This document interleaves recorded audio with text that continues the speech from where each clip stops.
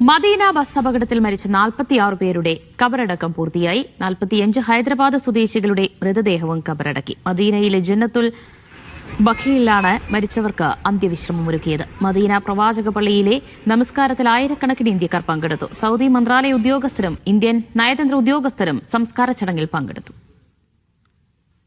അഫ്താബ് റഹ്മാൻ വിവരങ്ങൾ നൽകും. അഫ്താബ്, അപകടത്തിൽ മരിച്ച എല്ലാവരുടെയും സംസ്കാര ചടങ്ങുകൾ പൂർത്തിയായില്ലേ?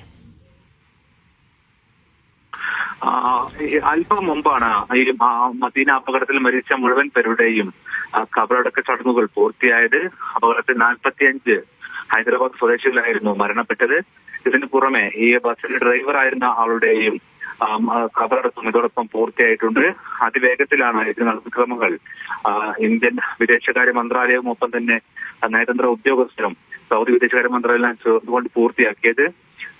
ഇതിനുശേഷം പ്രവാചക പള്ളിയിൽ ഇവരുടെ മൃതദേഹങ്ങൾ ആശുപത്രിയിൽ നിന്നും എത്തിക്കുകയും പിന്നീട് ഇവിടെ വെച്ച് പ്രാർത്ഥന നിർവഹിച്ചു. ഇതിനുശേഷം മദീന പള്ളിയോട് പ്രവാചക പള്ളിയോട് തന്നെ ചേർന്നുള്ള ജന്നത്തുൽ ബഖി എന്നറിയപ്പെടുന്ന ചരിത്ര പ്രസിദ്ധമായ ഖബറിടത്തിലാണ് ഇവരെല്ലാവരെയും ഒന്നടങ്കം ഇപ്പോൾ ഖബറടക്കിയിട്ടുള്ളത്. ഈ ചടങ്ങിൽ ആയിരക്കണക്കിന് നമസ്കാരത്തിലും പ്രാർത്ഥനയിലും പങ്കെടുക്കാൻ ആയിരക്കണക്കിന് ഇന്ത്യക്കാരും മദീന പള്ളിയിലേക്ക് ഇന്ന് എത്തിയിരുന്നു. കഴിഞ്ഞ ആഴ്ചയാണ് മദീനയിലേക്ക് പുറപ്പെട്ട മക്കയിൽ നിന്നും പുറപ്പെട്ട ബസ്സിലേക്ക് ഒരു ഗ്യാസ് ടാങ്കർ പെട്രോൾ ടാങ്കറും ഇടിച്ചുകൊണ്ടുള്ള അപകടം ഉണ്ടാകുന്നത്. ഇതിന് തൊട്ട് പിന്നാലെയാണ് ഈ ബസ്സിൽ തീപിടിക്കുകയും 48 പേരോളം മരണപ്പെടുകയും ചെയ്തത്. ഇതിൽ ഈ ടാങ്കറിൽ ജീവനക്കാരായിരുന്ന 2 പേരുടെ കബറടക്കം കൂടി ഇനി പൂർത്തിയാക്കാനുണ്ട്.